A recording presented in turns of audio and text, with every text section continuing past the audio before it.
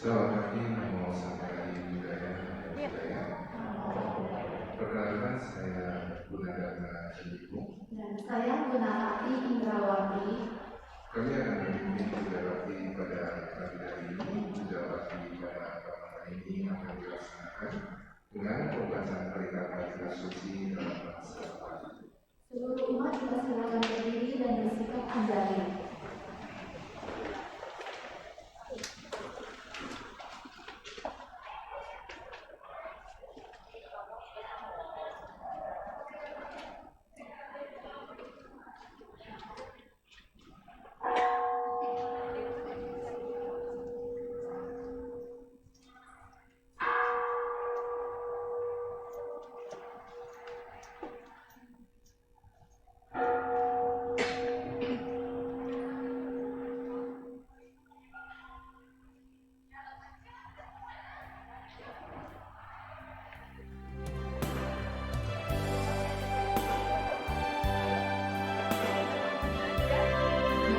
Pembupaan.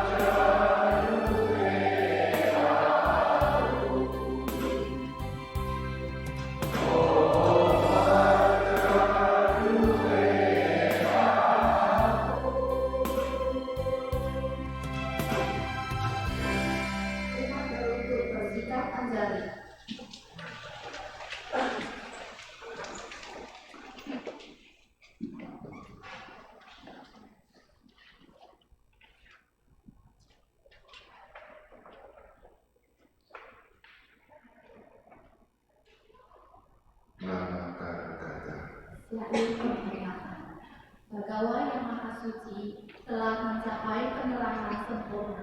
Dharma telah digambarkan dengan sempurna oleh Bagawa. Sangka siswa Bagawa berperilaku baik. Di hadapan Buddha, Dharma, dan Sangka, aku bersujud.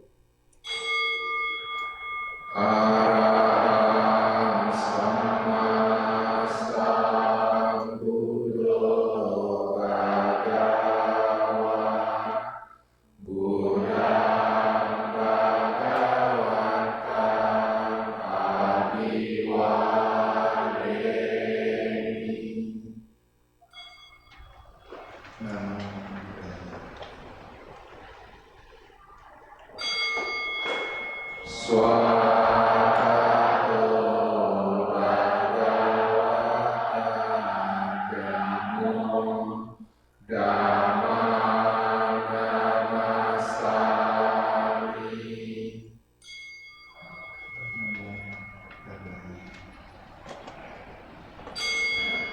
Supatipano Bhagavato Sawaka Sangho Sambang Namami.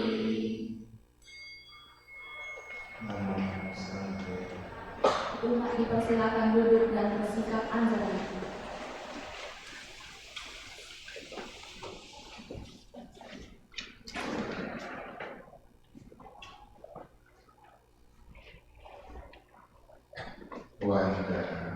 Syair penghormatan. Terpujilah Sang Hyang Adi Buddha yang Maha Esa, Bhagawa yang Maha Suci, yang telah mencapai penerangan sempurna, dan semua bodhisattva Maha Sattva. Namo Sang Hyang Adi Buddhaya. Namo Sang Hyang Adi Buddhaya. Namo Sang Hyang Adi Buddhaya.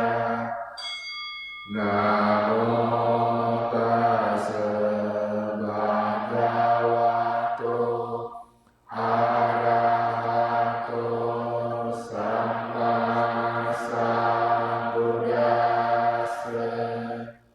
Namo tassa bhagavato arahato sama sambuddhassa.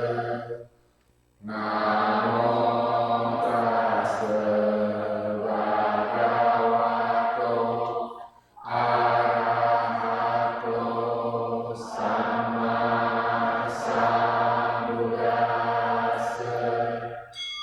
Namo Sare Bodhisattvaya Mahasattvaya.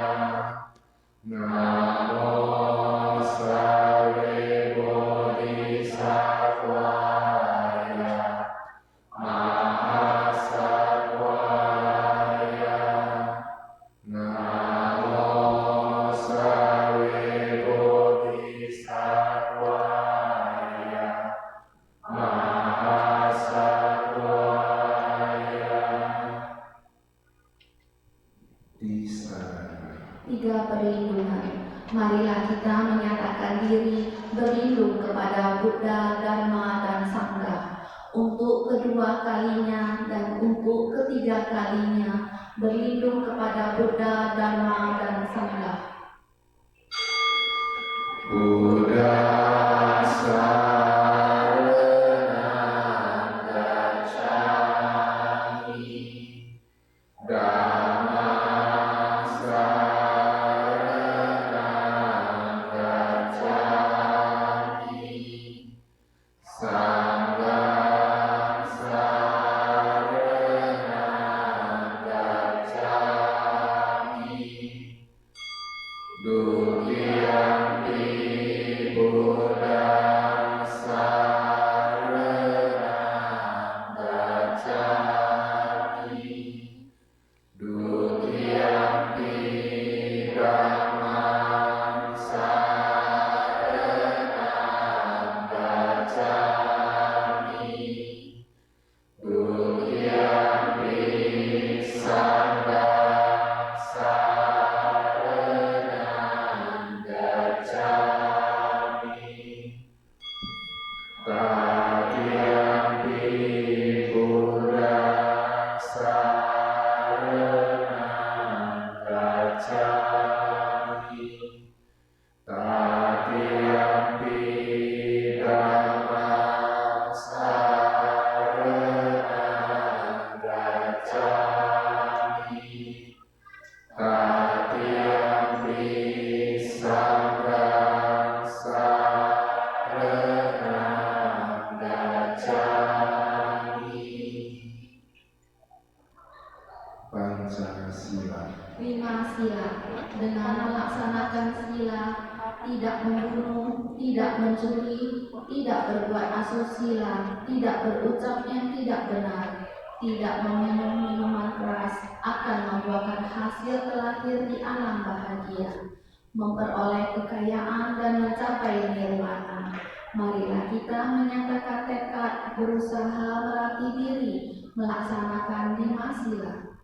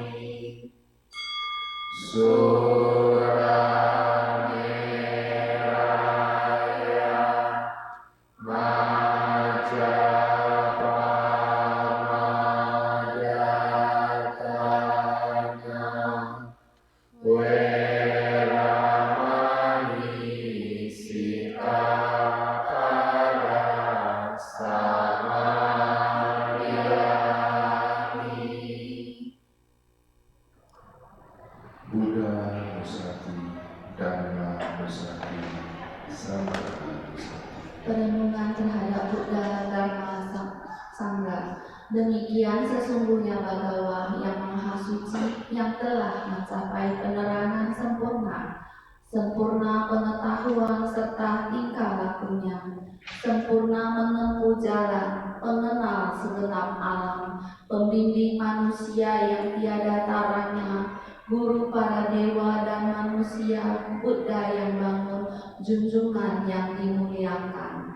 Dharma telah dibabarkan sempurna oleh Bhagawa, berada sangat dekat, tidak dibatasi oleh waktu, mengundang untuk dibuktikan, menuntun ke arah pembebasan, dapat diselami oleh orang-orang bijaksana dalam hati masing-masing.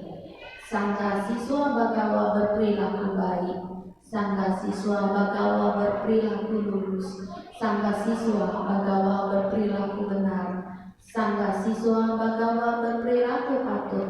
Mereka 4 pasang makhluk terdiri dari 8 jenis makhluk suci. Itulah sangga siswa Bhagawa, patut dimuliakan dan menerima persembahan, patut disambut dengan ramah, patut menerima pemberian, patut dihormati, lapangan untuk menanam jasa yang tiada taranya di alam semesta. Iti piso Bhagawa Arahang Sama Sambuddho Ija Cara Sampano Sugato Loka Ridu Anutaro Purisa Dhammasarati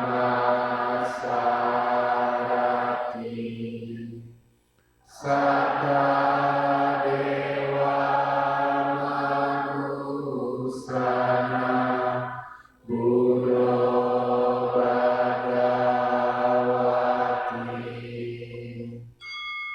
Swakato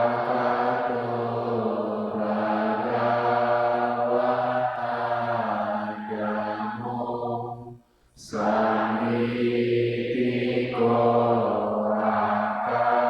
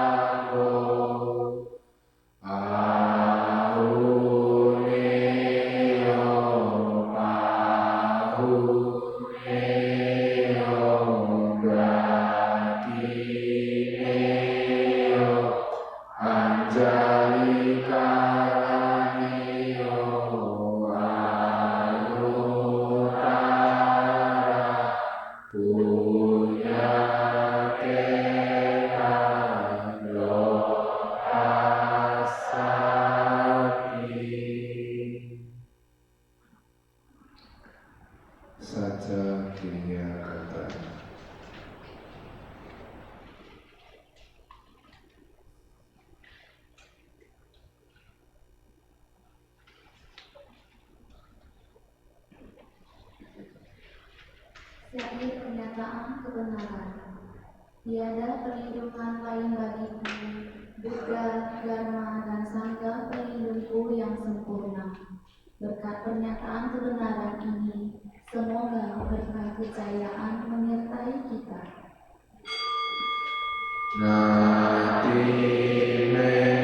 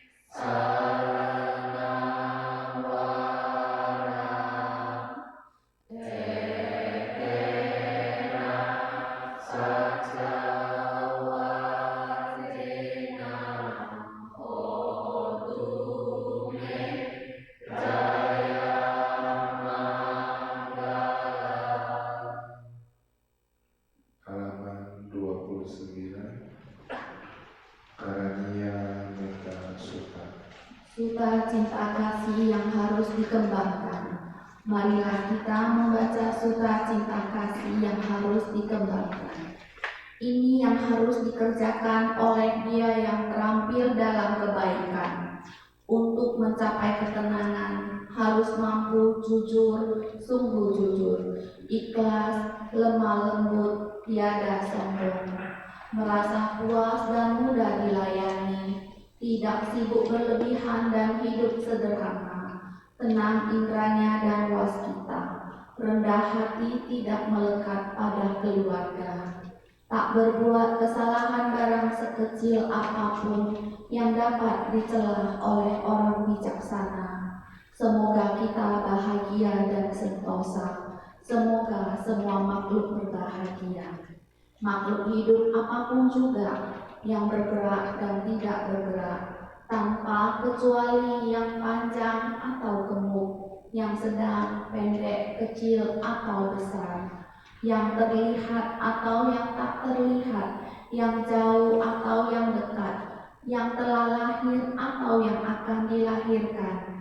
Semoga semua makhluk berbahagia, tidak menipu orang lain, tidak menghina siapa saja di mana saja. Jangan karena marah dan benci mengharapkan orang lain celaka. Bagaikan seorang ibu mempertaruhkan jiwanya melindungi anaknya yang tunggal, demikianlah terhadap semua makhluk. Cinta kasih dalam pikiran dipancarkan tanpa batas. Cinta kasih ke segenap alam semesta dalam pikiran dipancarkan tanpa batas, ke atas, ke bawah, dan ke sekeliling, tanpa rintangan, tanpa kebencian dan permusuhan. Selagi berdiri, berjalan, atau duduk, atau berbaring selama tiada lelah, dia tekun mengembangkan perhatian penuh kesadaran ini yang disebut kediaman luhur, tidak tergelincir pada pandangan yang salah, dengan sila dan pandangan yang sempurna. Setelah melepaskan kemelekatan nafsu indera, dia tidak akan pernah kembali lagi ke dalam rahim.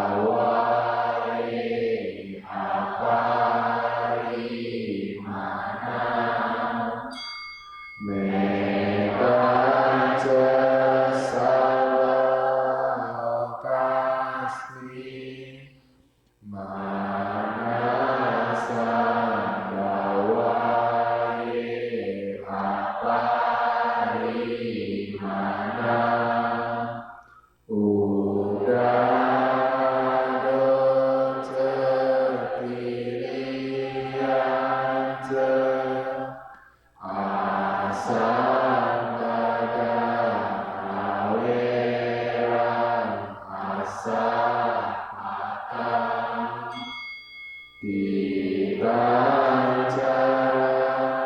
isi nyawa saya nowayawa tasawigatan hido Erasati adikea Brahma meka wihara idamahu ditinca anupadana silawa Rasanena sampano kane sulinea kera nahi jatuh gabasea punaeti.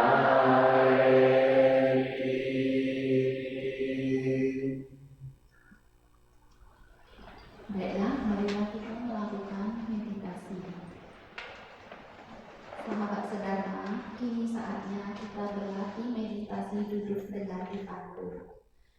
Pilihlah postur duduk yang nyaman dan rileks. Jika Anda duduk di kursi, izinkan kaki Anda menyentuh ke lantai. Jika Anda duduk di matras, izinkan kedua lutut beristirahat menyentuh matras atau lantai. Punggung tegak namun rileks dengan tidak bersandar pada apapun.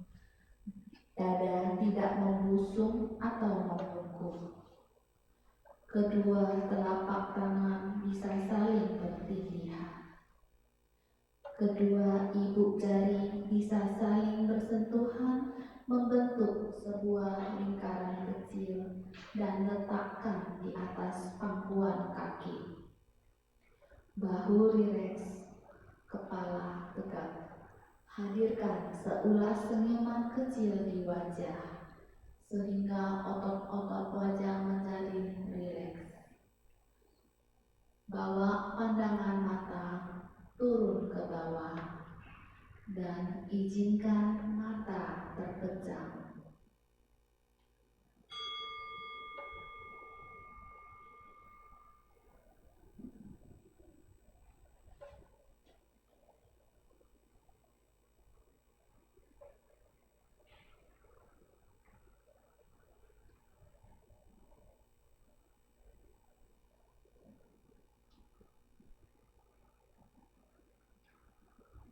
Bernafas masuk.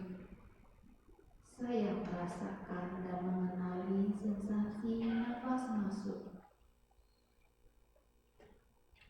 Bernafas keluar. Saya merasakan dan mengenali sensasi nafas keluar. Nafas masuk. Nafas keluar.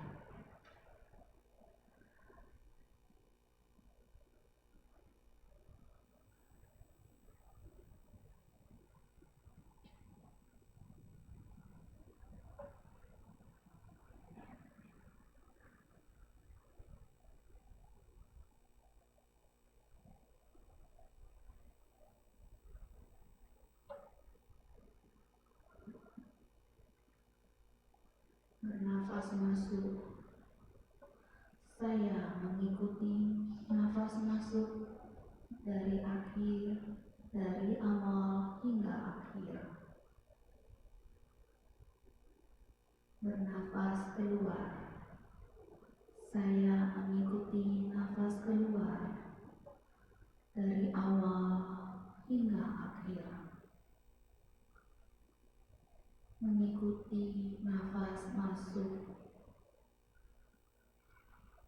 Mengikuti nafas keluar.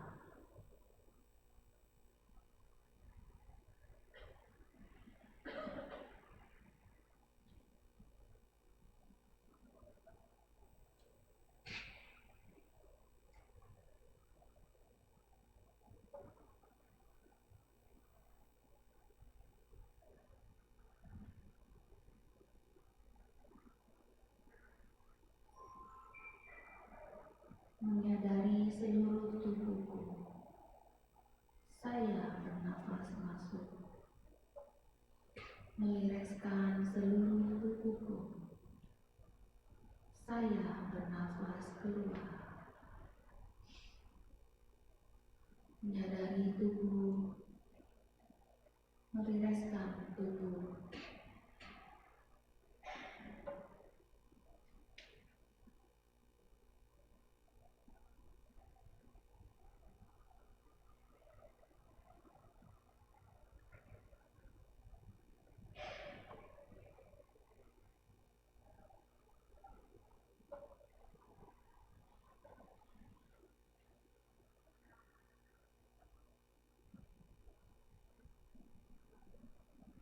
Tersenyum pada tubuhku. Saya bernafas masuk. Melepaskan semua ketegangan yang ada di tubuhku. Saya bernafas keluar. Tersenyum pada tubuh. Melepaskan ketegangan.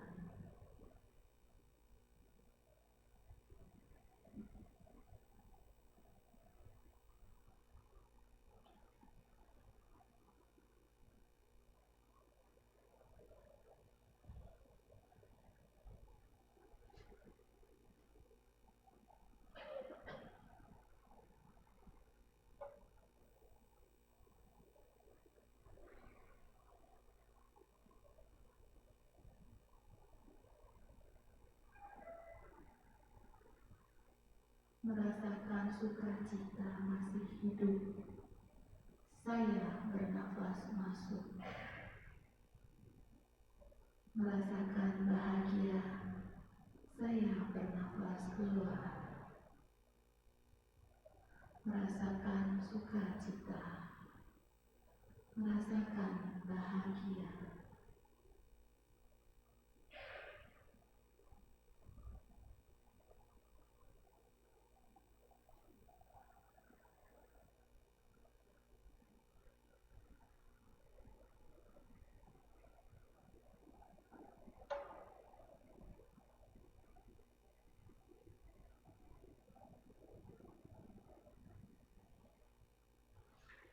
Hadir pada saat ini.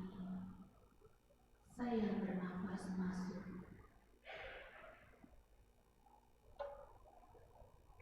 Menikmati saat ini.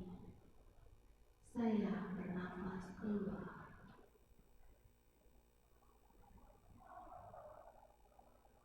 Hadir pada saat ini. Menikmati saat ini.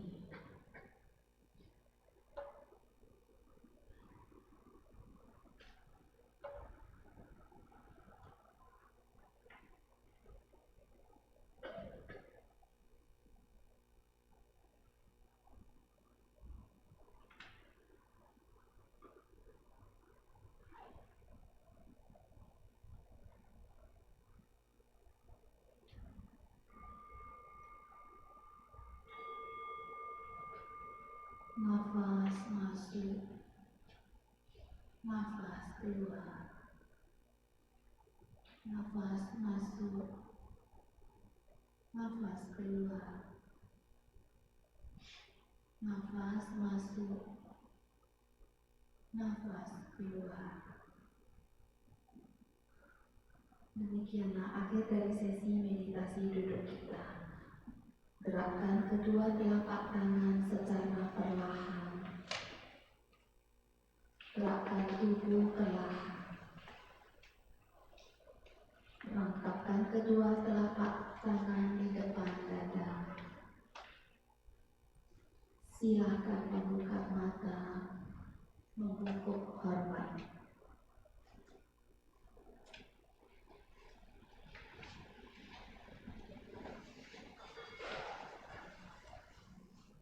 Saudara-saudari dalam Dharma, marilah kita sejenak mendengarkan pembabaran Dharma yang pada hari ini akan disampaikan oleh Upasaka Pandita Gunadarma Wandi dengan topik kehidupan spiritual dalam agama Buddha. Sekilas profil dari Upasaka Pandita Gunadarma Wandi. Beliau kelahiran Lombok, NTB, 2018 sampai dengan 2023, anggota Lembaga Kepanditaan DPP MBI, 2022 sampai 2026, Ketua Lembaga Kepanditaan MBI Jakarta, anggota Komunitas Berlatih Mindfulness Ordo of Interbeing OI Indonesia. Pekerjaan wirausaha, Dharma Duta, dosen. Kepada Romo kami persilahkan.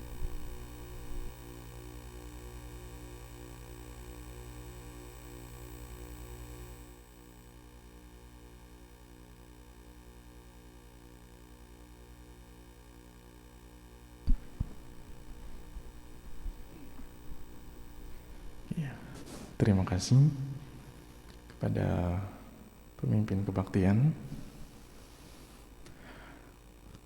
Saya izin ya lupa buka masker ya, karena saya sendiri mungkin lebih aman ya, saya yang buka. Ngap juga ya habis baca parita,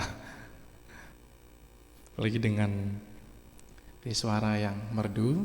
Tapi kalau kita laki-laki agak sedikit terbawah ya, jadi kita agak ngap. Nggak apa-apa, saya buka masker ya, karena kemarin juga ada ulang tahun Partai Nasdem, nggak ada yang pakai masker satu gedung. Jadi saya sendiri sekarang mungkin aman ya. Terima kasih kepada pimpin kebaktian, Romo Jimmy, senior saya, dan beberapa sahabat-sahabat spiritual di sini. Ada Pasika Pandita Ibu Depi, ada Kohimawan, dan para Romo Pandita, para praktisi ya. Selamat pagi, Namo Sangyang Adi Budaya, Namo Buddhaya. Ya, kita hari ini, hari Minggu ya, tanggal 13 November, saya dapat jadwal berbagi ya. Jadi hari ini saya bukan pengajar, saya bukan pendidik ya, tapi saya hanya berbagi kurang lebih 30 menit dan 15 menit tanya jawab. Sekarang jam 10:30, lebih 10 menit. Berarti saya harus berhenti jam 11, setengah 12 ya.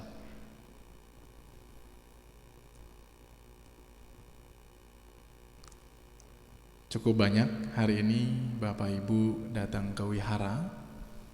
Saya tidak tahu persis apa yang menjadi, agak sedikit tinggi ya suaranya ya. Tes, oke, aman. Saya tidak tahu persis apa yang menjadi dorongan Bapak Ibu ke wihara. Tapi saya percaya Bapak Ibu ke wihara adalah kewajiban, betul ya? Kewajiban gak sih? Saya kan umat Buddha, jadi saya harus ke wihara. Saya kan umat Buddha, hari Minggu nih harus ke wihara. Berarti ada kewajiban ya. Takut sama Buddha, takut sama Tuhan.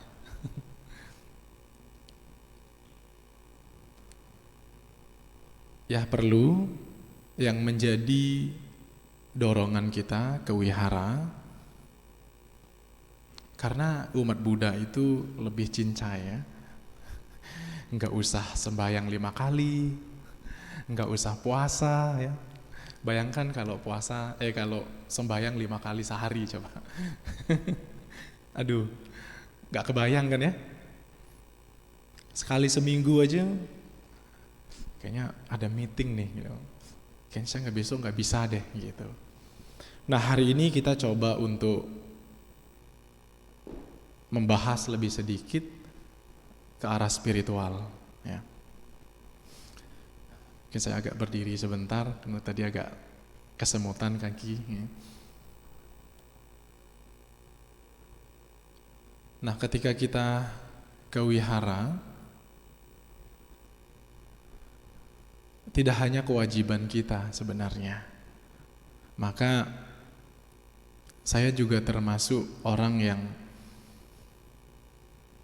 ke wihara itu bukan penghiburan. Ke wihara itu bukan happy sebenarnya. Ke wihara itu adalah kita akan menyentuh yang namanya dimensi spiritual. Maka sekarang coba kalau kita masih punya prinsip, kita masih punya pemahaman bahwa kehidupan spiritual kita letakkan pada kehidupan para biku. Nah, ini yang menjadi masalah. Ketika kita berbicara spiritual, itu ranahnya para biku. Ketika kita berbicara kehidupan spiritual, kita umat awam ini menggeserkan kehidupan spiritual taruh kepada kehidupan para biku. Jadi seolah-olah yang bahagia, yang suci, yang berkah itu para biku. Nah, ini coba kita pahami kehidupan spiritual. Saya berumah tangga, kalau saya tidak berlatih, kalau saya tidak menyentuh dimensi spiritual, bahaya. Bahaya sekali. Saya bukan tipe orang, jadi ini, tipe orang yang gak bisa marah. Ada tipe orang yang memang habitnya gak bisa marah. Tapi yang gak bisa marah karena ada latihan spiritualnya. Beda. Ada orang yang udahlah gak bisa marah gitu ya. Nah, Bapak Ibu saudara-saudari sedharma, ketika kita ke wihara ada energi spiritualnya. Maka sangat-sangat penting ketika Anda datang ke wihara perlu mengecek diri. Apakah saya punya luka batin? Apakah saya punya masalah batin? Apakah saya punya masalah kehidupan? Jadi saya harus ke wihara. Karena saya tahu wihara itu adalah ruangan di mana wihara ini penuh dengan energi-energi spiritual. Di sini ada tempat pembabaran dharma, di sini kita melakukan meditasi, di sini kita tidak berantem. Jadi praktekkan ketika Anda datang ke wihara, Anda lihat. Pertama yang Anda lakukan, Anda datang, Anda akan belajar, berlatih untuk menyentuh spiritual. Karena spiritual sekali lagi bukan kita letakkan pada kehidupan para biku. Spiritual bukan itu. Tapi justru spiritual itu, apalagi di sini mayoritas kita berkeluarga ya. Kalau pemuda di atas ya. Jadi mungkin 85-90% kita sudah berkeluarga ya. Anda ke wihara, Anda datang. Pertama Anda lakukan di kaca itu, Anda lihat wajah Buddha. Ya, Anda lihat wajah Buddha, bukan ngelihat wajah tukang sapu, bukan ngelihat wajah tukang parkir gitu, bukan ngelihat wajah tadi suami saya marahin saya gitu, tadi saya melihat wajah orang yang meneriaki saya di jalan gitu. Anda lihat wajah Buddha penuh dengan tenang, anggun, berwibawa. Anda sudah lihat, Anda hadirkan. Lalu Anda menundukkan badan, baru Anda cari tempat namaskara. Latihannya adalah ketika Anda punya masalah di rumah, kekesalan, kekerasan atau kemarahan, Anda tenang, Anda mengambil sikap bersujud. Dan ini yang sering saya lakukan ketika saya punya masalah mental, lalu saya mencoba untuk meletakkan masalah itu di sini. Anda letakkan masalah itu, kemudian Anda menyerap energi positif di tempat ini. Dan Anda lakukan ini adalah ibu bumi. Anda coba bayangkan lantai ini adalah Bodhisattva, the great Bodhisattva, the Mother Earth. Bodhisattva Welas Asih yaitu ibu bumi. Anda meminta penyembuhan dari ibu bumi. Anda letakkan masalah itu, kemudian Anda minta healing, penyembuhan. Ini kalau kita berbicara healing pasti dengan mental. Nah, setelah itu Anda akan bernamaskara secara perlahan-lahan. Jadi itu kita akan mengambil sisi spiritualnya.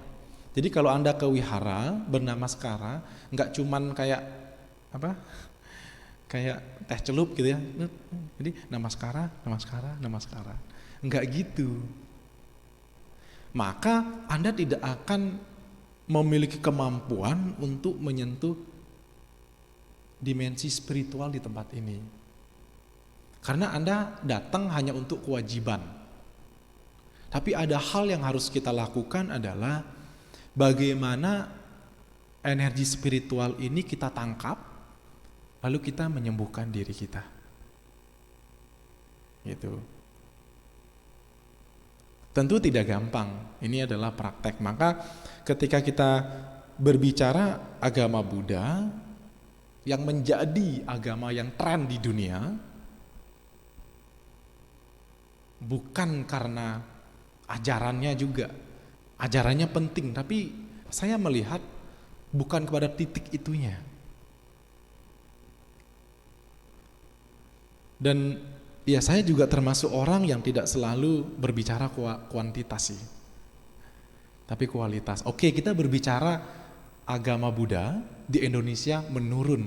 Ini sering disampaikan Su Arya Maitri, Bhante Wimala, data statistiknya turun. Tapi saya coba melihat,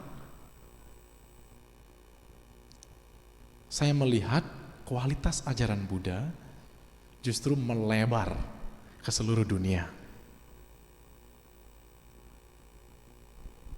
Ya, jadi kita tidak fokus ke situ, tapi kita melihat kualitas. Nah, dengan kualitas ajaran Buddha seperti ini, Anda datang ke wihara di sini, maka tidak sampai kepada di wihara aja gitu. Coba bawa praktek ini ke keluarga Anda di rumah. Anak-anak Anda, istri Anda. Ketika Anda sudah mendapatkan ketenangan di tempat ini, kedamaian, Anda pulang. Anda senyum kepada keluarga Anda. Ketika istri yang Anda temukan cerewet lagi, Anda dengerin. Nah, ini kita berbicara spiritual. Jadi kita berbicara spiritual, kita tidak melihat kehidupan para biku yang dilapisi dengan sila-sila winaya-winaya. Winaya-winaya itu, sila-sila itu merupakan batasan para biku. Sila moralitas, pagarnya para biku untuk tidak melompat pagar. Kita dikasih 5 sila aja kan ya? Itu. Nah, kita berbicara ajaran Buddha, kualitas ajaran Buddha. Ketika saya belajar di Perancis, ya fokusnya adalah bagaimana mereka menemukan salah satu ajaran yang bisa menyembuhkan mereka, yang bisa menyembuhkan masalahnya itu. Nah, keunikan ajaran Buddha itu Jadi kita tidak terlalu berbicara, terlalu mengawang-awang kita akan terlahir di 31 alam kehidupan, kita akan lahir di alam surga.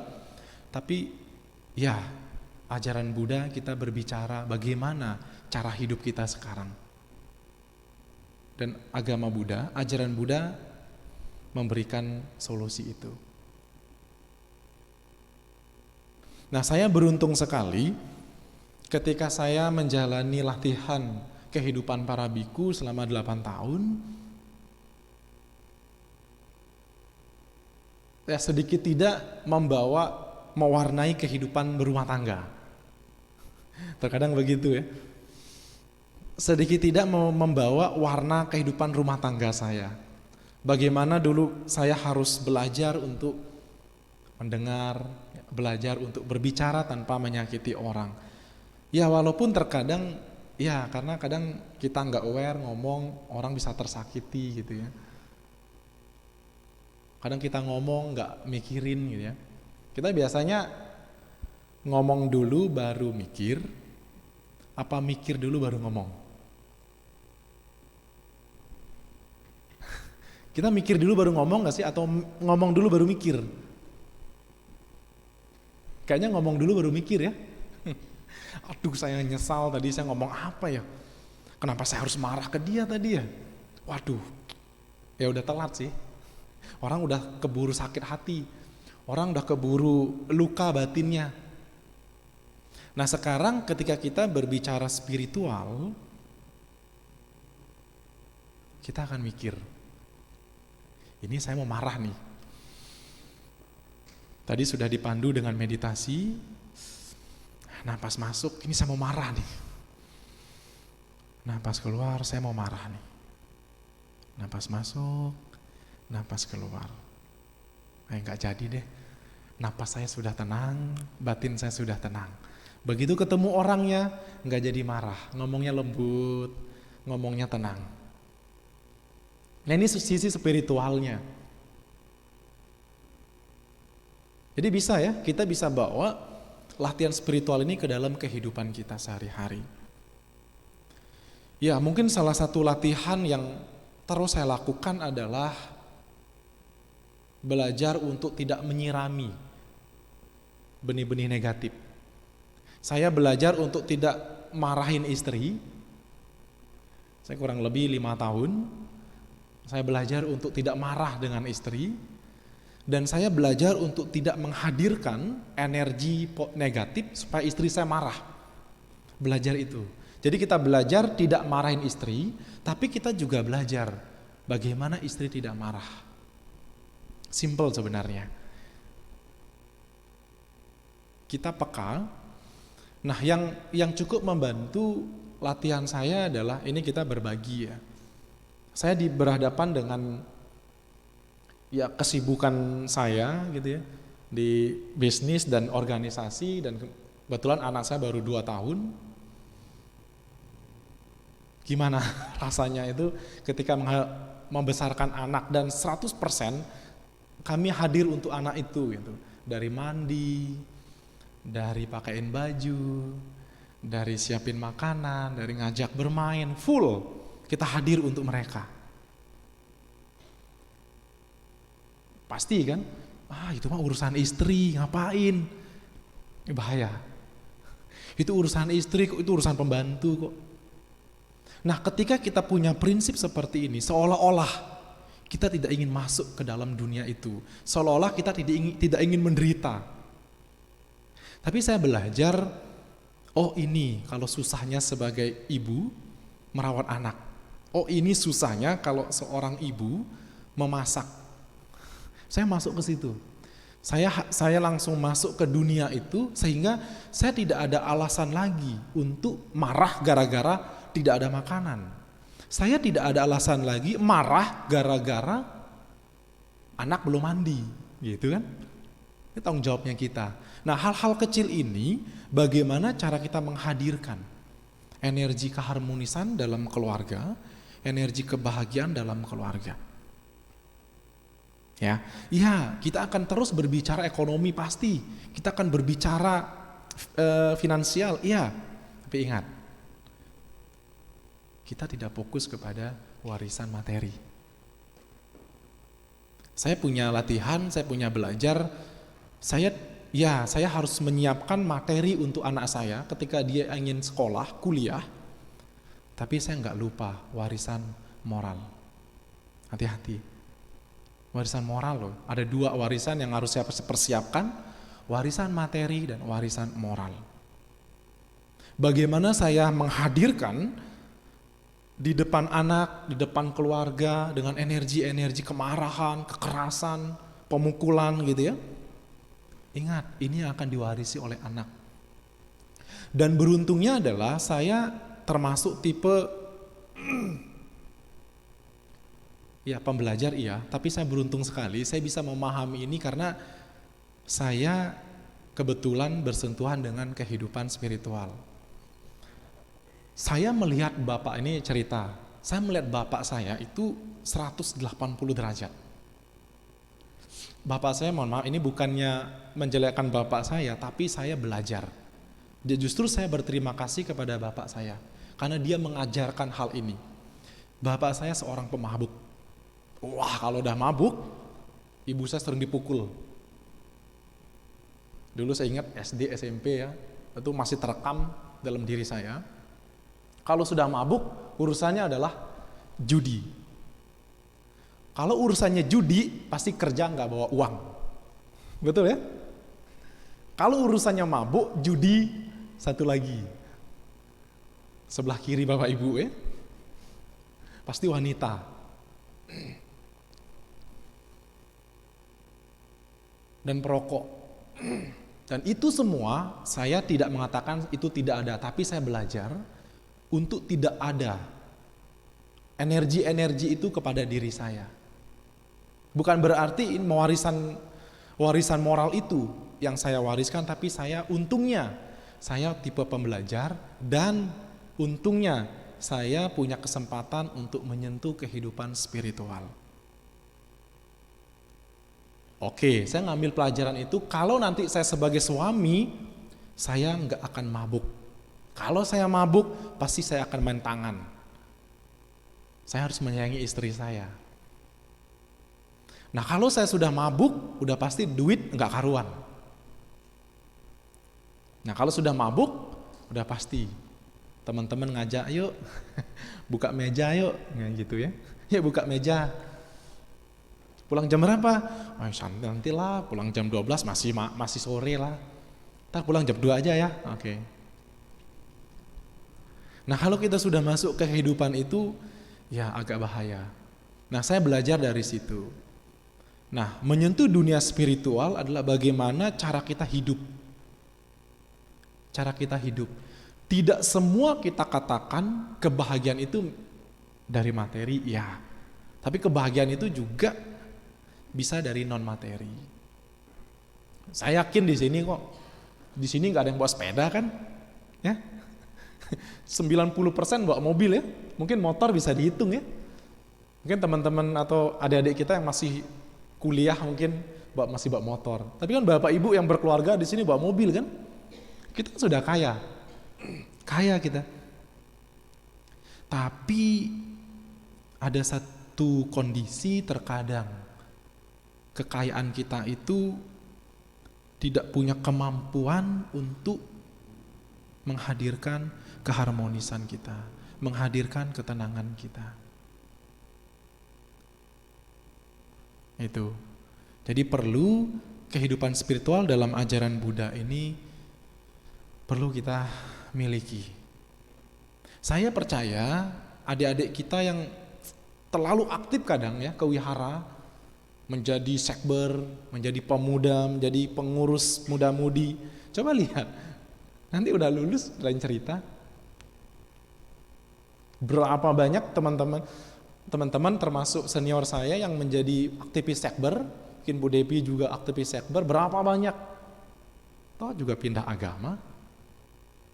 Berapa banyak? Ada juga anggota sangga yang ketika meninggalkan kebikuan, pindah agama juga ada.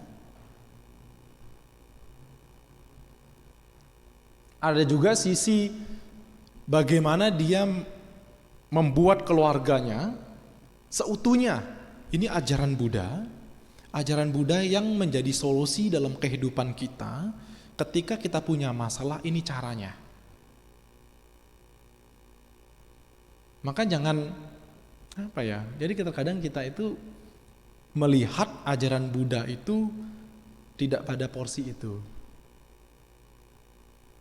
Coba kalau kita ke Eropa, ya, Amerika, mereka mempelajari ajaran Buddha itu memang dari pintu akademik, para scholar, tetapi yang menjadi daya tarik ajaran Buddha itu adalah spiritualnya, latihannya. Ya, jadi Bapak Ibu, ajaran Buddha diajarkan oleh guru agung adalah ajaran yang menjawab isu-isu kehidupan kita. Kenapa Buddha mengajarkan ajaran pertama kali tentang penderitaan? Itu aja. Kok penderitaan gitu? Karena Buddha tahu kehidupan kita ini pasti akan banyak sumber-sumber penderitaan. Itu yang Buddha pertama kali ajarkan. Dan solusinya adalah yang ketiga. Terhentinya penderitaan karena keinginan. Kita berdebat ya masalah keinginan. Tapi ketika kita berdebat masalah keinginan gak selesai. Romo, gimana kalau kita gak punya keinginan? Untuk memutus penderitaan adalah memotong keinginan. Saya pengen kaya kok. Saya pengen keluarga saya harmonis kok, gitu ya. Saya pengen punya banyak uang kok, gitu. Nah, ternyata ketika kita belajar meditasi dengan tenang, dengan hening, ternyata ada satu sisi, kalau mata koin ada atas, ada bawah. Ternyata ketika saya ingin kaya, ada keinginan yang kadang kita lupakan. Ada keinginan tidak mau miskin. Ini jarang dibahas. Ini dibahas oleh Master Jian Thich Nhat Hanh. Saya dulu sekuler sampai S2 saya masih bingung 12 rantai masa kehidupan. 12 rantai kehidupan. Kita harus memutus keinginan karena tanham melahirkan kemelekatan. Kemelekatan itu akan melahirkan kita kelahiran. Saya sampai bingung juga sih. Tapi dengan praktek meditasi ya saya juga bisa melihat ternyata kalau saya pengen sehat berarti kan saya nggak pengen sakit ya. Tapi kalau kita sakit, kita menolak kan ya. Itu. Ada yang tahu nggak? Kalau kita tidak menyentuh kehidupan spiritual, kita tidak akan memahami itu. Saya pengen sehat, tapi saya tidak ingin sakit. Kan keinginan tuh, nggak ingin sakit, nggak pengen ketemu orang itu malas ah. Nggak mau ke wihara, ketemu orang itu nanti malas lah, menderita kita. Saya nggak pengen makan ini, nggak pengen makan itu.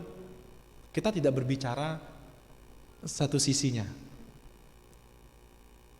Nah karena kita tidak ingin sakit, akhirnya apa? Menolak kan, sakit itu menolak. Akhirnya kita stres sendiri kan. Saya tidak ingin ketemu orang itu. Begitu ketemu, wah rasanya nggak nyaman gitu ya. Ini orang ini kenapa sih ada di sini? Itu. Nah, tetapi prakteknya adalah Anda kalau belajar tentang sunyata itu dalam sekali, tapi bahasanya gini, inti ajaran Buddha tentang ya tidak ada yang kekal ya. Kalau bahasa umumnya adalah kalau Anda mungkin praktek belajar Chan ya, Anda lebih paham praktek mindfulness, Anda bisa memahami sebenarnya tidak ada perasaan maksudnya, nggak ada inti yang kekal. Jadi gini, ajaran Buddha itu kadang membingungkan. Pernah dibahas kalau Anda hobi nonton YouTube, ada yang namanya Guru Gembul. Itu bagus sekali YouTube-nya. Orang Muslim, seorang scholar, Guru Gembul, membahas semua agama. Beliau sampai pada titik membahas tentang Tuhan, tapi menjelaskan tentang bingung dia, ajaran Buddha ini apa sih? Tidak ada perasaan tapi nggak ada perasaan katanya. Ada kebenaran, tidak ada kebenaran. Ada bumi, nggak ada bumi. Ketika tanya kepada Buddha, Bante, apakah bumi ini ada? Dia Bantenya. Bante ditanya ke Buddha, apakah surga itu ada? Buddha juga diem. Sama dengan seorang Master Zen, Bodhidharma kan, tanya telur duluan apa, itu dalam filmnya ya, telur duluan apa ayam duluan kan? Yang duluan apa? Telur dulu apa ayam dulu? Telur dulu apa ayam dulu? Ada yang bisa jawab? Sebelah sini aja dulu, angkat tangan. Wah, spiritualnya udah dalam banget ya. Nggak, diam semua. Kalau ibu-ibu, nah yang suka ke pasar, telur dulu apa ayam dulu? Oh, diam juga. Kok Himawan ini sering-sering ngadain Chan ya, meditasi Chan. Ibu Devi juga sering ngadain mindfulness ya. Ternyata umat-umat wihara Ekayana Serpong sungguh bijaksana. Tidak ingin menjawab, tidak ingin terjebak. Ini ayam dulu apa telur dulu gitu. Ini anak dulu apa ayah dulu gitu. Ini kan terjadi perdebatan ya. Lu anak kecil, kalau nggak ada papa, nggak ada mama, nggak ada lo katanya. Woi, dibalik sama anaknya. Papa kalau nggak ada engkong, nggak ada nenek, nggak ada kakek, nggak ada papa. Gituin aja ya.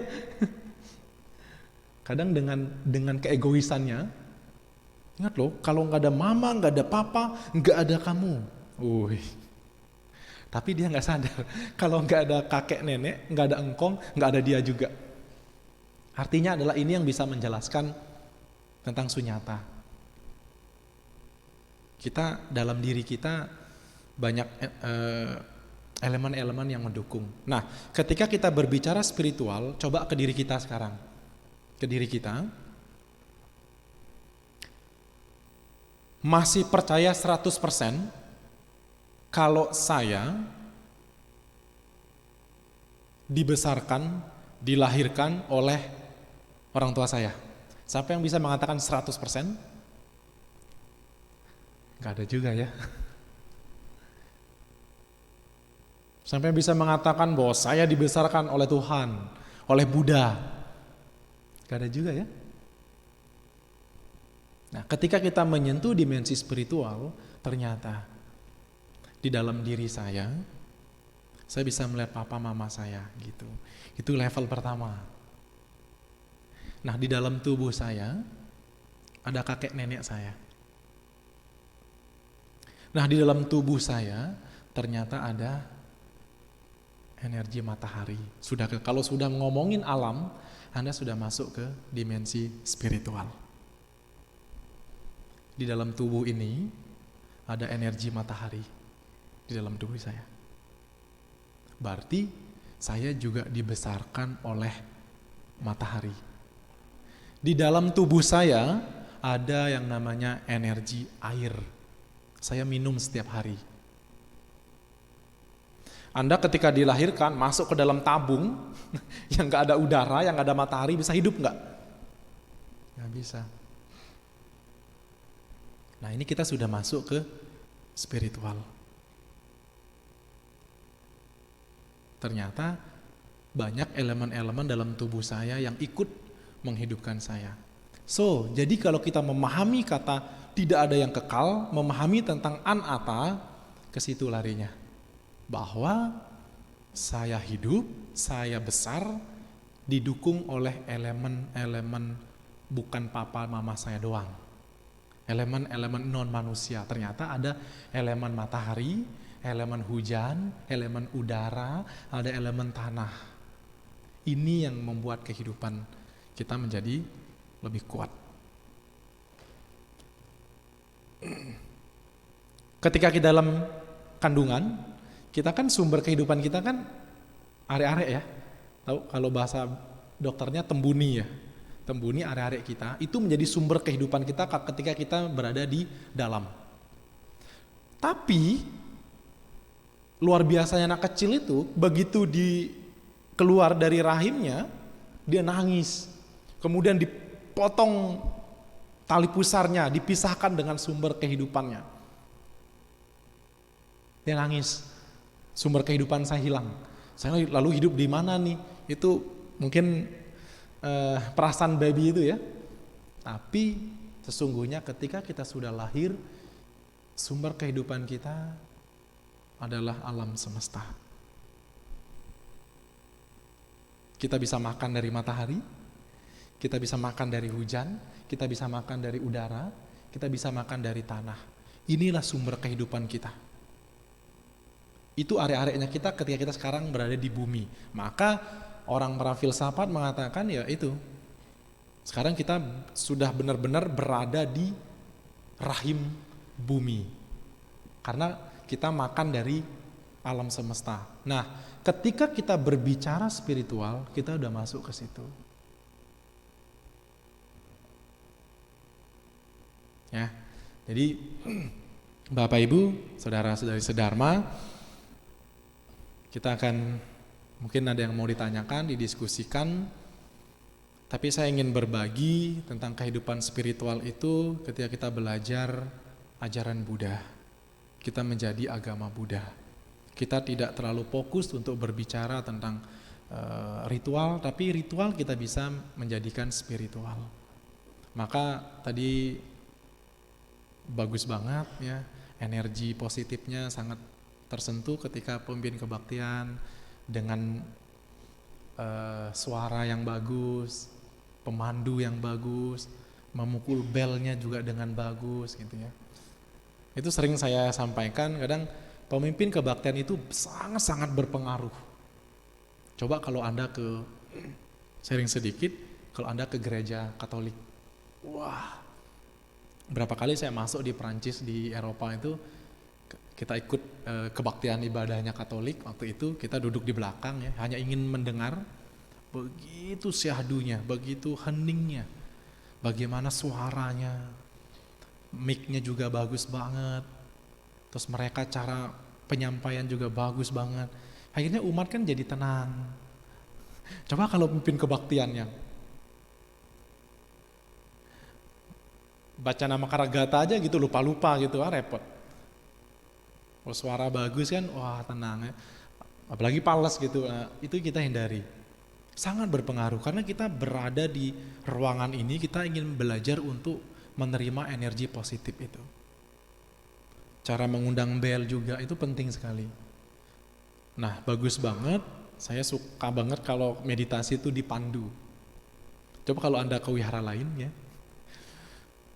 Setelah kita membacakan parita-parita suci, selanjutnya mari kita melakukan meditasi dengan objek masing-masing. Meditasi mulai, teng, teng, teng. Ngapain gitu? Kita kan bingung, makanya saya nggak heran kalau saya terkadang ikut meditasi komunitas di Jakarta tuh jarang sekali saya ketemukan orang Buddhis. Lucu ya, saya banyak komunitas-komunitas di Jakarta Selatan. Saya jarang ketemu orang Buddhis, orang Muslim, Kristen, Katolik. Orang Buddhis nggak ada ya, karena nggak ada yang tertarik dengan meditasi. Karena itu cara kita mengenalkan meditasinya yang salah. Ya kita coba mengapain dengan objek masing-masing, mengapain? Padahal itu adalah latihan spiritualnya kita. Oke, demikian 30 menit lebih dikit. Mungkin ada yang mau bertanya atau mau berbagi juga boleh ya. Saya bukan ngajarin, tapi saya berbagi pengalaman spiritual baik dalam kehidupan, pernah menjadi kehidupan monastik dan sekarang berumah tangga, bagaimana saya memahami jadi ya cukup komplit lah ya. Kalau kita kan yang tidak pernah jadi biku mungkin agak takut-takut gitu ya. Nah, tapi untungnya ya karena sudah pernah kehidupan biku, jadi ini kehidupan berumah tangga, seperti ini, seperti ini. Enggak juga gitu, enggak menakutkan juga gitu. Oke, silakan, mungkin ada yang mau bertanya. Oh, ada satu, ada dua di luar.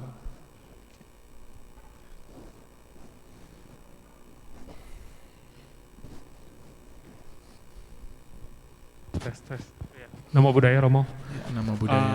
Ya saya Alan, saya mau nanya, kalau kita kan sebagai minoritas kan pasti berhadapan dengan konflik-konflik ketuhanan di luar agama kita. Nah gimana cara menyikapinya? Kalau orang melihat kita sebagai Buddhis kan negatif aja gitu loh. Apalagi yang Romo bilang tadi, Guru Gembul itu kan ngomong kalau Buddha itu nggak bertuhan. Nah, di salah satu podcastnya beliau. Nah, kalau menyikapi perbedaan seperti itu gimana ya Romo? Kita sebagai spiritualis di Buddhis. Thank you.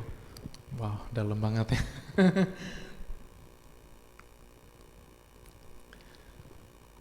Ya, terkadang kita ya sangat asik ya, sangat asik tidak berbicara Tuhan. Kita tuh di agama Buddha tuh sangat nyaman sekali kita tidak berbicara Tuhan, karena kita tidak terlalu membahas itu. Tapi yang menjadi masalah adalah intern kita juga bermasalah kok. Kita beda pandangan kok, masalah ketuhanan juga beda kok gitu.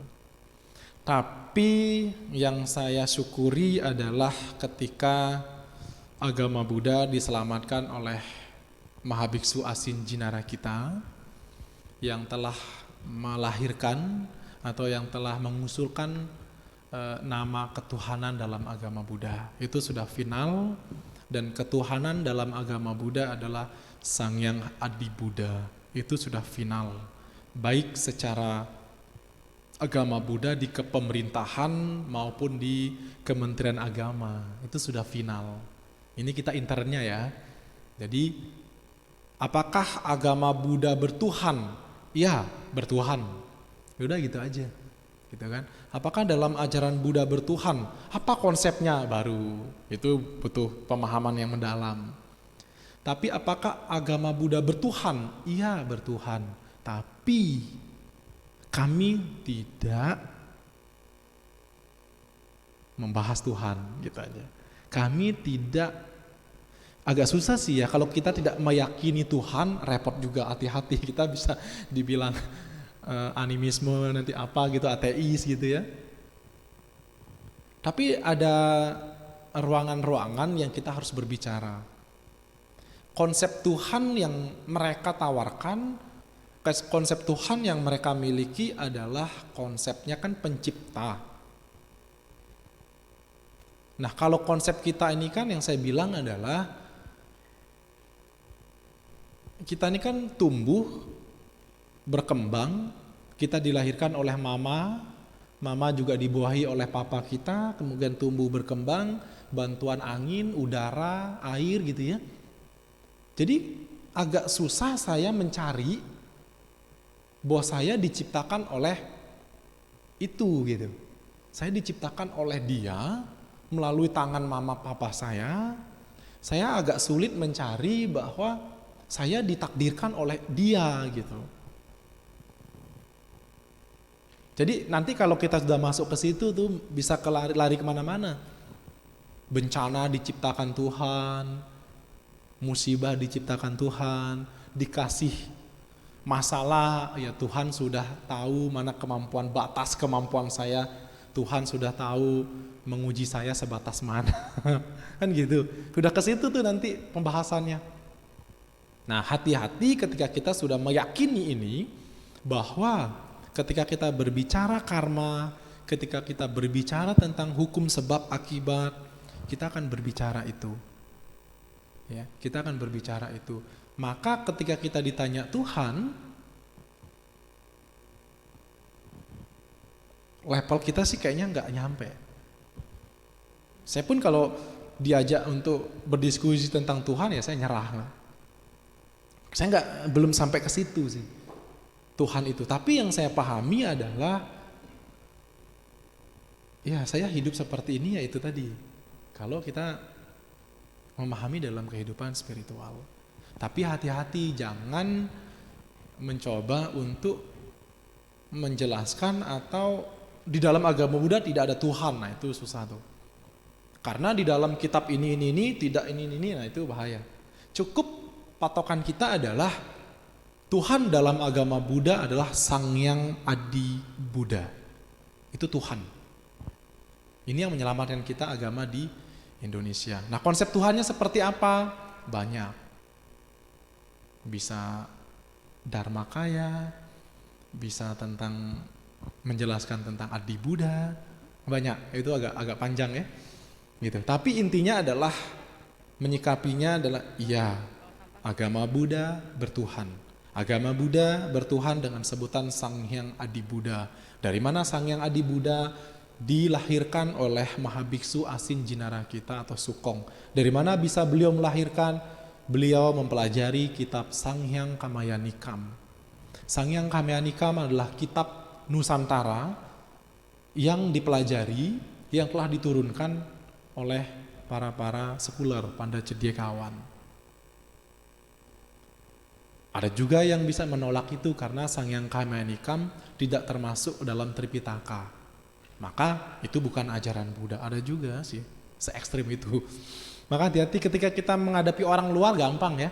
Tapi ketika Anda menghadapi orang intern sendiri yang bahaya.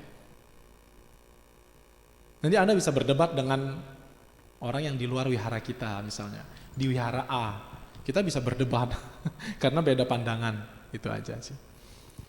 Itu aja kok ya. Ya. Di luar tadi satu, nanti gilirannya cewek ya. Perempuan. Ya silahkan. Swastihotu, Romo Gunadarma, terima kasih atas waktu dan pencerahan dharmanya. Dari materi yang Romo sampaikan, saya teringat ke satu forum diskusi online Romo. Jadi di situ membahas tentang dimensi kehidupan spiritual versus kehidupan religius. Nah, jadi memang saya nggak ngerti, nggak ngikutin dari awal, tapi di situ terkesan ada dikotomi ya antara kehidupan spiritual dengan kehidupan yang religius. Nah, ada yang komentar bahwa kehidupan spiritual itu memang berbeda dengan kehidupan religius, bahkan ada yang bilang yang paling penting itu spiritual, kehidupan religius nomor 2. Ada yang komen juga kehidupan religius justru yang nomor 1 daripada kehidupan spiritual. Bagaimana mau masuk surga kalau kehidupan religiusnya itu nggak optimal. Sedangkan kehidupan spiritual itu sesuatu di luar jangkauan dari religius. Saya makanya agak bingung, jadi ketika itu menjadi satu kontroversi, padahal kalau menurut saya kehidupan religius itu justru yang menjadi semacam media Romo untuk ke arah kita bisa mencari kehidupan spiritual. Itu sih versi saya, tapi yang lain berpendapat tanpa agama pun, tanpa religius pun kehidupan spiritual bisa muncul. Justru ada yang berkomentar kehidupan spiritual itulah yang melahirkan munculnya agama. Lumayan seru sih diskusi itu, tapi gimana kira-kira pandangan Romo ketika kehidupan spiritual itu dibenturkan dengan kehidupan religius, mana yang lebih penting atau mungkin ada hubungan yang lain yang menurut Romo itu sebenarnya suatu hal yang saling melengkapi. Terima kasih Romo, Swastihotu. Ya, terima kasih. Kok siapa namanya? Saya Andi Romo. Andi. Ya, terima kasih. Saya teringat ketika saya belajar di perkuliahan S1 agama, kemudian juga S2 agama, saya itu merasa terjebak dengan segudang pengetahuan itu. Nah, yang menjadi bahayanya saya adalah saya kok ketika memiliki pengetahuannya ini yang sudah 6 tahun itu ngotak-atik Tripitaka gitu ya. Saya agak bahayanya ketika saya menemukan orang, ketemu dengan orang yang bukan sarjana agama gitu. Saya kok agak sombong gitu ya. Wah, saya ini kan S2 agama, kamu ngajak debat saya gitu kan. Ya oke, saya layanin gitu kan. Tapi saya merasa agak bahayanya kok secara sadar, tidak sadar, kok saya bisa menjadi orang sombong gitu. Karena saya ingin berdebat terus. Nah, ternyata ada 3 pintu yang saya pelajari. Pintu akademik, saya sampai 6 tahun, kemudian pintu ritual, ya saya cukup mendalami ritual-ritual dalam Mahayana, Theravada, dan Tantra, saya tidak terlalu banyak belajar. Lalu ke pintu spiritual, dan saya ke Perancis. Setelah saya lulus S2 psikologi, S2 agama, saya ke Perancis. Begitu saya masuk ke dalam komunitas berlatih, kok saya menjadi orang kayak nggak punya apa-apa. Di sana cuma duduk, atur napas, makan, jalan, cara jalan. Nah, dengan latihan itu ternyata yang bisa mengikis apa yang saya punya. Jadi saya sampai saat ini saya belajar untuk tidak terlalu menggunakan serangan-serangan itu. Terus terang saya tidak terlalu tertarik sekarang kalau untuk mengajak debat, kalau untuk apa gitu ya. Maka saya juga vakum, dosen saya juga nggak ngajar lagi. Saya fokus di latihan, paling bimbing meditasi gitu. Karena saya bahaya dalam diri saya adalah ketika saya merasa saya memiliki segudang pengetahuan, saya akhirnya mengajak orang debat. Jadi saya merasa, waduh, gitu ya. Jadi begitu belajar meditasi langsung. Jadi saya tidak terlalu pusing dengan itu. Maka ketika kita religius, nah kalau kan Anda bisa ngelihat saya kan sangat religius nih. Wih, pakai baju pandita gitu kan, pakai sarung. Itu kan persepsinya, sudah hadir tuh religius. Tapi kan belum tentu batinnya kan. Begitu nanti keluar memotong ada mobil tet gitu kan. Ya mohon maaf gitu, wih kurang ajar orang itu. Wah, gua sumpahin loh gini. Ah, kan beda tuh. Memang religius saya, wah pakai baju pandita, pakai sarung gitu. Tapi spiritualnya, semangat batinnya. Kalau kita berbicara spiritual kok, kita berbicara batin. Maka kita berbicara healing batin. Jadi bukan jalan-jalan ya, mau ke Bali, mau healing dulu deh seminggu gitu. Mau healing dulu deh ke Jepang 3 hari gitu. Jadi kalau pakai debit cash sih ya oke. Kalau pakai gesek kredit bulan depan tagihannya banyak lagi, pusing lagi. Healing tapi keluar tagihan 1 bulan 20 juta. Healing itu lebih dekat dengan transformasi mental, transformasi batin. Itu healing. Healing dari kita gak nyaman dengan orang karena kata-kata kita kasar, sampai kepada kita ngomong dengan kelembutan. Itu healing, transformasi batin. Itu spiritual. Tapi kalau religius, belum tentu juga. Yang kita pahami bahasa umum adalah ketika di media-media sosial gitu ya, yang ditampakkan dengan baju-baju religius gitu ya. Baju religius, wah ini dengan atribut ini, ada kasus, kan gitu. Kasus cabul, kasus korupsi, kasus pembunuhan, pemerkosaan dan lain sebagainya. Jadi kalau kita memahami konteks itu adalah ya dibarengin aja, kita religius, kita spiritual. Tetapi religius ranahnya adalah itu kan ya, karena kita letakkan pada tokoh-tokoh agama. Ini orang sangat religius nih gitu. Kita akhirnya religius itu diletakkan pada tokoh-tokoh agama, para biku, para pandita, para kiai gitu ya, para pendeta, itu religius katanya. Nah kita kan saya umat awam, bebas dong. Nah itu tuh yang masalah tuh. Saya kan umat awam, bebas dong. Padahal kebahagiaan, ketenangan itu kan tanggung jawab masing-masing. Gitu. Nah jadi kalau jawaban saya adalah saya bertanggung jawab. Ketika saya menjadi seorang pandita dan ketua pandita DKI, organisasi MBI, saya punya tanggung jawab moral. Saya mensyukuri gitu ketika saya menjadi pandita ada batasan-batasan yang membuat keluarga saya juga bisa harmonis. Nah, seorang pandita ada batasan-batasan, ada sila-sila gitu ya. Coba kalau misalnya gitu kan, saya bukan pandita, diajak keluar ya tadi saya bilang, yuk kita buka meja gitu kan, yuk kita ke situ gitu. Nah religius itu yang membuat batin kita bertransformasi. Nah kalau sudah batin kita bertransformasi, berarti kehidupan spiritual kita meningkat. Tanpa religius pun kita bisa bersentuhan dengan kehidupan spiritual. Nah yang kita pahami religius itu kan orang yang beragama kan ya, orang yang beragama. Orang yang gak beragama juga, orangnya juga bisa baik kok. Orang bisa tenang, orang bisa bahagia. Nah, transformasi mental yang penting.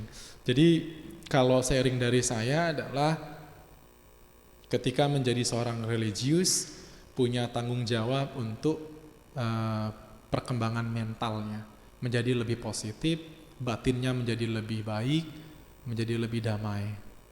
Itu harapannya kita ketika kita sudah menyentuh kehidupan spiritual. Jadi bukan masalah mana harus duluan ya, religius dulu atau spiritual, spiritual dulu baru religius gitu ya. Jadi batin masing-masing yang bisa memahami, yang bisa menerima, yang bisa mempraktekkan itu. Tidak religius tapi batinnya baik, mentalnya positif, tidak punya musuh, tidak menyakiti orang. Ini yang sekarang kita latih gitu. Oke.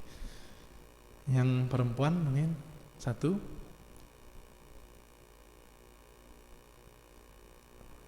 Batinnya sudah damai semua ya. Satu aja. Satu lagi. Mungkin ada yang mau.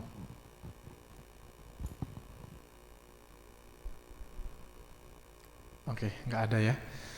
Nggak ada, oke. Jadi hari ini mari kita bersama-sama tingkatkan kemampuan batin kita. Jadi kita beragama Buddha adalah agama, sebenarnya ajaran Buddha yang memberikan kita solusi untuk menghadapi kehidupan ini. Gitu ya. Jadi ketika dan terus terang banyak membantu dalam kehidupan saya, dalam kehidupan keluarga, bagaimana saya harus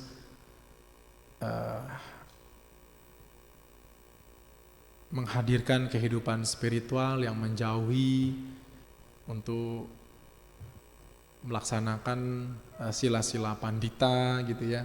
Tapi minimal kita belajar untuk tidak menyakiti orang gitu. Itu kan spiritual ya. Kita belajar untuk sebagai penutup tadi 5 sila juga sama.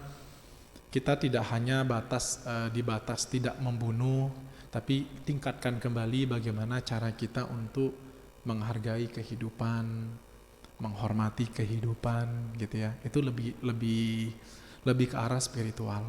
Tapi kalau hanya tidak membunuh, yaitu hanya sebatas terlalu pasif ya. Saya bertekad tidak membunuh gitu ya, tetapi kita masih terlibat di dalam pembunuhan. Contoh misalnya ini hanya kehidupan spiritual yang saya katakan adalah ketika kita berbicara tidak membunuh, tidak hanya batas tidak makan daging ya kan, hanya sebatas makan daging tapi tidak membunuh. Tetapi lebih kepada level-level selanjutnya adalah bagaimana kita tidak terlibat dengan aksi pembunuhan itu dengan cara apa ya, dengan cara tidak memakan makanan hasil dari pembunuhan. Itu sudah ke situ. Nah, ajaran Buddha itu sebenarnya masuknya ke ranah itu. Jadi kita tidak berdebat lagi untuk boleh makan daging atau tidak. Kita tidak terjebak lagi untuk ini boleh dimakan, ini tidak boleh. Ini hasil pembunuhan langsung, ini pembunuhan tidak langsung. Tapi kalau kita sudah belajar ajaran Buddha yang dalam, ajaran Buddha yang bersentuhan dengan meditasi, kita tidak berbicara itu lagi. Kita hanya melatih bahwa saya sudah belajar untuk tidak membunuh, tetapi kok saya masih mengkonsumsi, tapi kok saya masih makan makanan hasil dari pembunuhan. Nah, kalau sudah level ke situ, batinnya mencerna, ya berarti level selanjutnya adalah bagaimana saya harus mendukung tidak terlibat aksi pembunuhan. Gitu ya. Jadi itu latihan spiritual kita tidak hanya sampai batas tidak membunuh, tetapi kita mendukung, mensupport tentang aksi-aksi tidak membunuh itu dengan cara ya mungkin ceit atau cabgo, kita tidak mengkonsumsi daging. Mungkin ada satu hari kita kita belajar untuk menghadirkan welas asih dengan tidak terlibat aksi pembunuhan itu, bahkan memakan, gitu ya, mengkonsumsi daging atau makanan hasil dari pembunuhan. Itu penutup dari saya. Terima kasih Bapak Ibu, saudara-saudari Dharma. Mungkin nanti kita akan ketemu lagi. Mungkin setelah ini juga boleh kalau ada yang ingin diobrolin, ditanya juga silahkan. Terima kasih pemimpin kebaktian yang telah membawa energi positif dengan baik. Semoga kita lebih maju dalam batinnya. Semoga juga kita sehat. Terima kasih. Namo Sangyang Adi Budaya, Namo Buddhaya. Namo Buddhaya.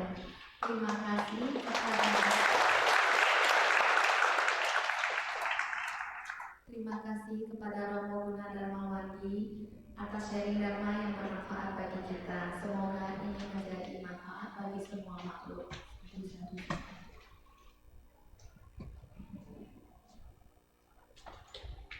Dana Paramita.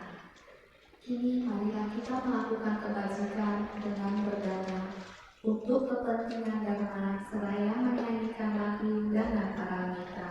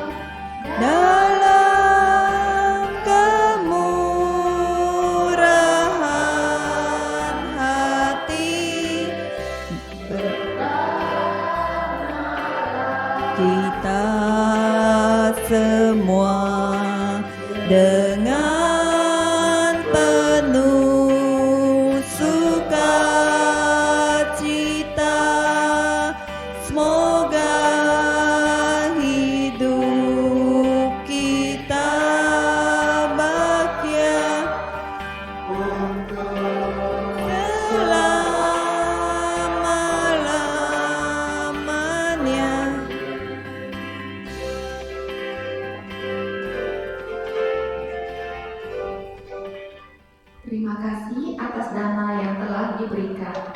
Semoga bermanfaat bagi perkembangan Buddha, Dharma, dan Sangha. Kini kita akan mendengarkan sedikit pengumuman.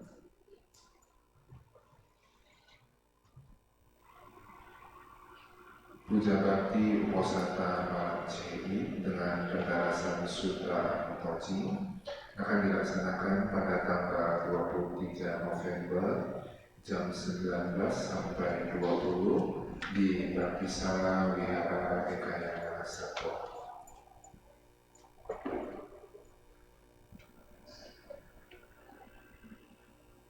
suatu kesempatan untuk berlatih bersama di kegiatan Weekend Chan yang akan diadakan pada tanggal 3 sampai dengan 4 Desember tahun 2022 bertempat di Pondok Sadana Antarius. Kesempatan ini terbuka untuk peserta yang pernah belajar dan memahami metode latihan Chan. Untuk pendaftaran bisa langsung melalui link yang tertera di sosial media Wihara Ekayana Serpong.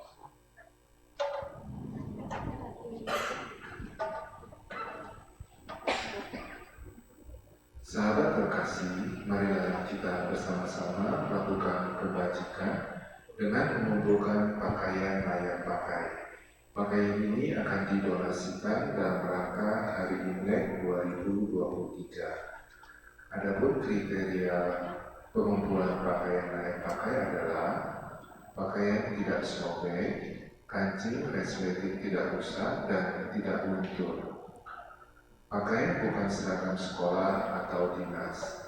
Periode pengumpulan mulai dari tanggal 14 November sampai 15 Desember 2022.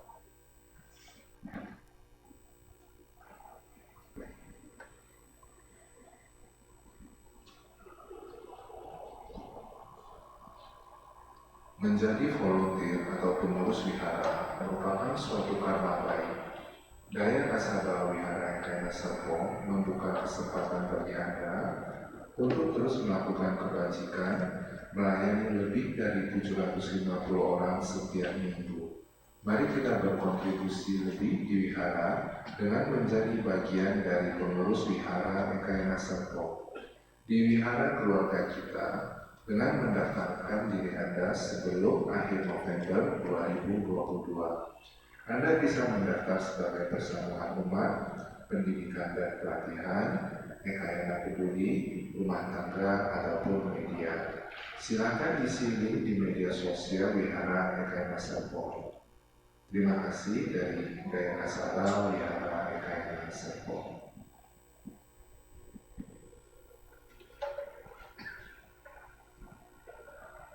Eka Sebanyak jasa. Marilah kita menyalurkan jasa-jasa kebajikan yang telah kita peroleh kepada semua makhluk yang membutuhkannya.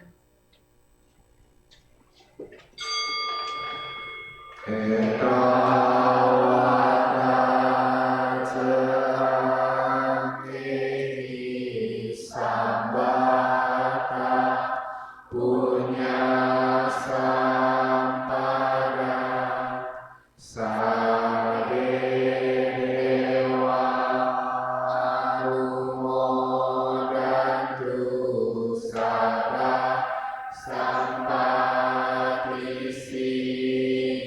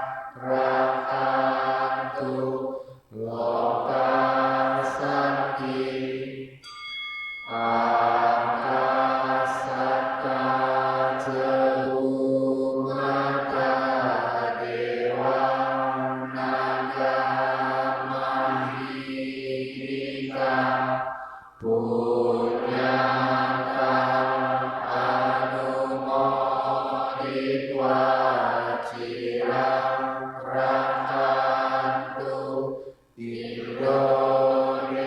Indonesia tiga wonatina hotu sukita hotu natayo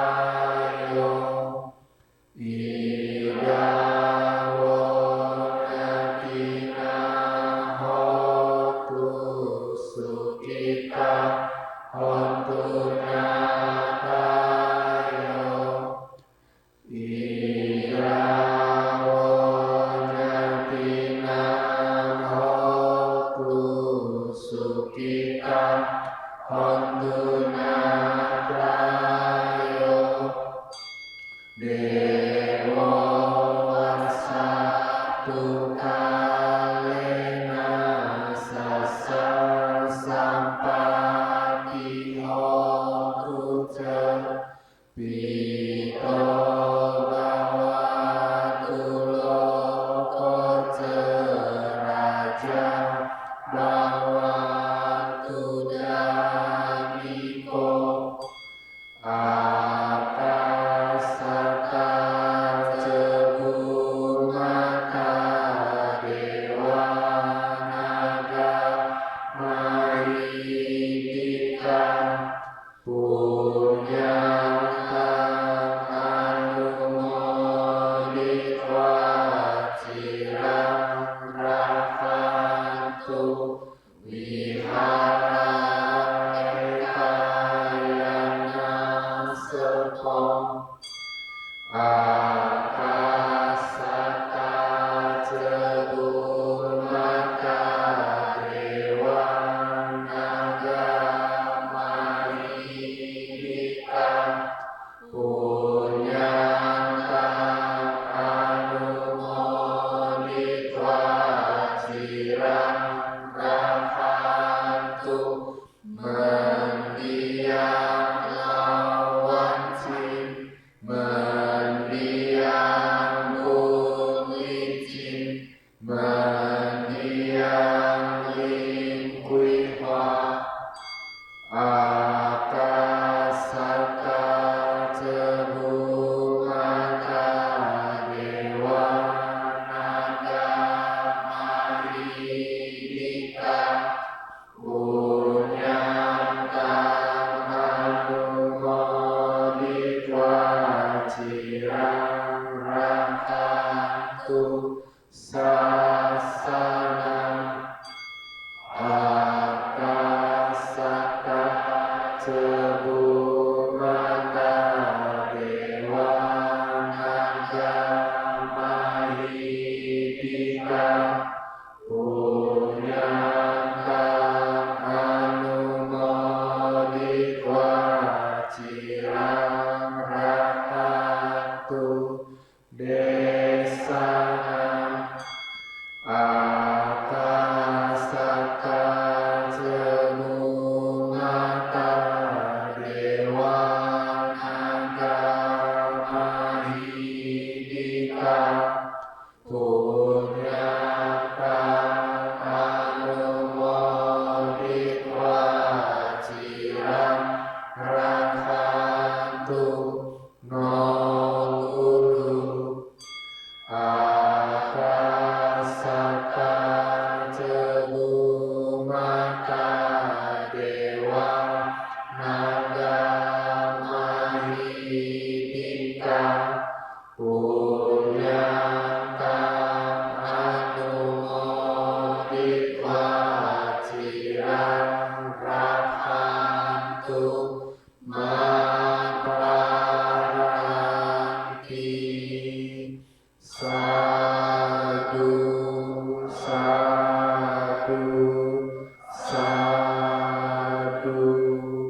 Umat dipersilakan berlutut bersikap anjali.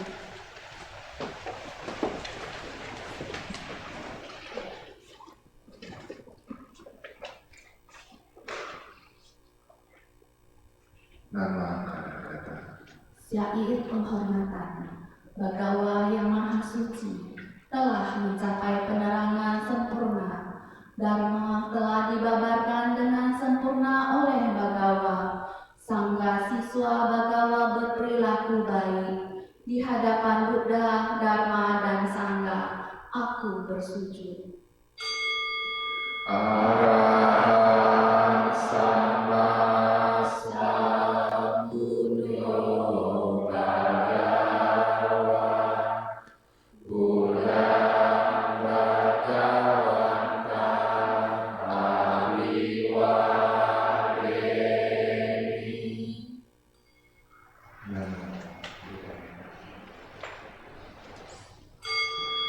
Swakato Bhagavata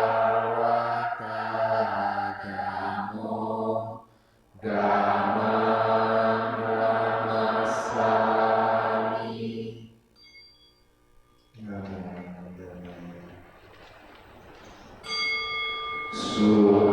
Supatimano Bhagavato Sawaka Sangho Sangham Namami.